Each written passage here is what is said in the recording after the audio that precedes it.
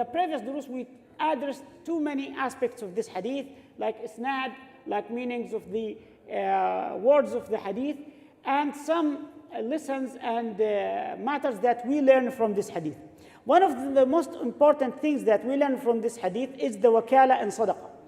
And I talked before that wakala, or the power of attorney, is to ask someone to do something on your behalf.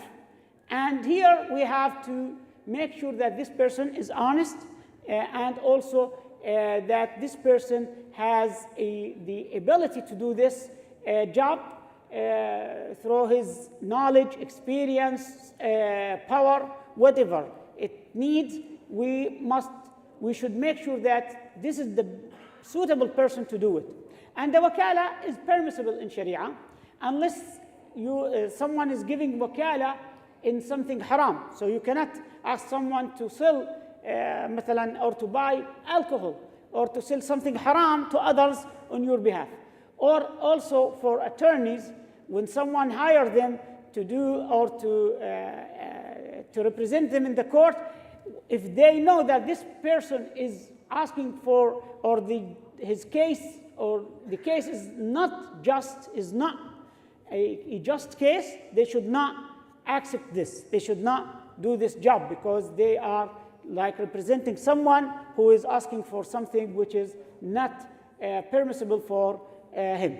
But if the case is just and fair, yes, they can accept this and they can represent this person in the court. Now, the wakala and sadaqah, when you ask someone to distribute sadaqah on your behalf, it could be one of two things.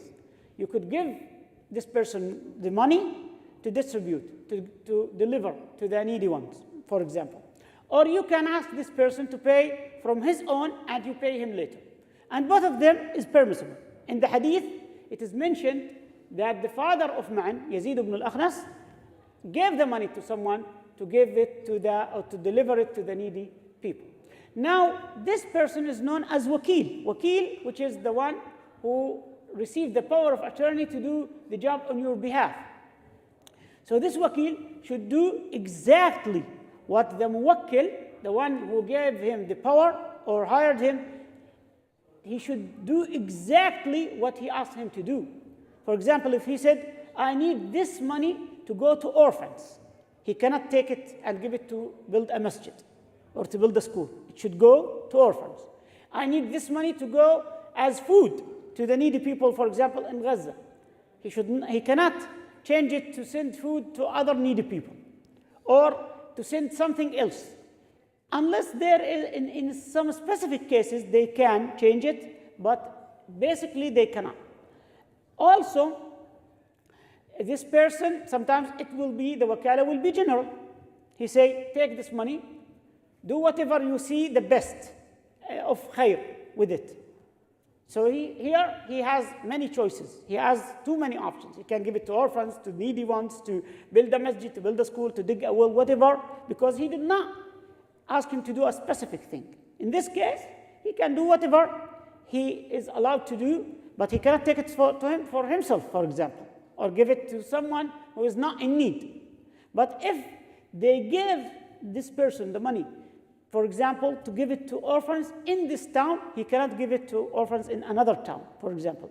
If he cannot do the job, for example, we gave an organization the money to send, for example, like food to Gaza, or to send medical supplies. And for example, they did not allow them to get these stuff inside. What should we do here? We have to contact the donor.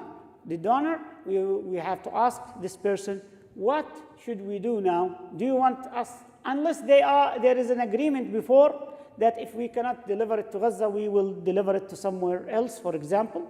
In this case, they can do. But if they do not have such agreement, they have to refer back to the donor and ask him what to do with this money, for example. Also, if this person, for example, did not do what he is hired or asked to do, it could be for more than one reason. For example, he could do this because of ignorance, or because of dishonesty, or sometimes because of less care, because he was careless, or sometimes because of a condition which is not in their hand. For example, this person, if he is ignorant, for example, we gave money to someone to deliver to the needy people, but this person does not know how to determine the needy ones, does not have the ability to know the needy families, for example. He could give this money to someone who is not in need. So if he did so, he should apologize. No, I cannot, I don't know. He should apologize. Unless you know how to deliver this to the right people, you should not accept this. Also, this person could be careless. He does not care. Whoever comes to him, he gives. It's not your money to give to anyone. It is the money of the donors, the money of the people who paid. Especially sometimes it could be obligatory charity, not voluntarily. For example, when we pay zakah, when we pay sadaqat al-fitr, when we pay kafara, when we put it in the box of the masjid of zakah, or when we give it to an organization, it is amana in their hands to deliver to the right people, because I cannot use this money to give as a kind of to people who are not in need. I cannot use it in any other purpose but this purpose, to feed the needy ones, for example. In this case, if this person is careless, he is sinful, and also he is responsible for this money. And in front of Allah, he will be asked. We know that too many people sometimes, unfortunately, have a kind of dishonesty. They are not in need, but they go to the mosques or to the organizations to take of the relief or to take of the charities, which was special for the needy ones. And we can see this. Sometimes when they come with cars.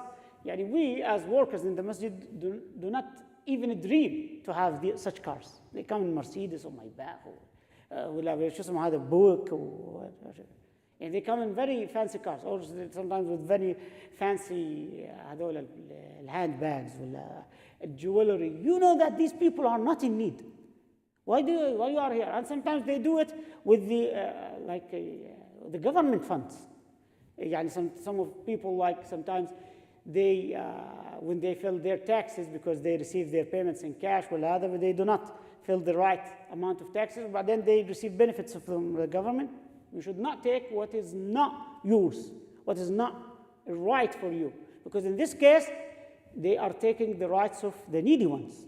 They are sharing the needy ones in their rights, and this is haram, and Allah subhanahu wa ta'ala promised to punish these people. This could be money for orphans, or someone who is in need, and Allah subhanahu wa ta'ala said those who eat the money of orphans will be eating fire or swallowing fire, and also Allah will punish these people. Even the flesh of their face will fall down because how much they were embarrassed, and Allah will give them more poverty. Instead of in their hearts, they will feel always poor. So this is wrong. So unless the person is needy, he should not ask for these charities. But the distributor also should be smart and should know the people and should do their homework before distributing this money, not to give it to anyone. And to meet them, to go search, to make a search, to look where they live, what is their cars, whatever, to make sure that to ask people who knows them, to make sure that they are really in need. Unless the whole area are in need. Like when you send relief to refugee camps or to Gaza, everyone there is in need. But also we have to do our homework in the right way.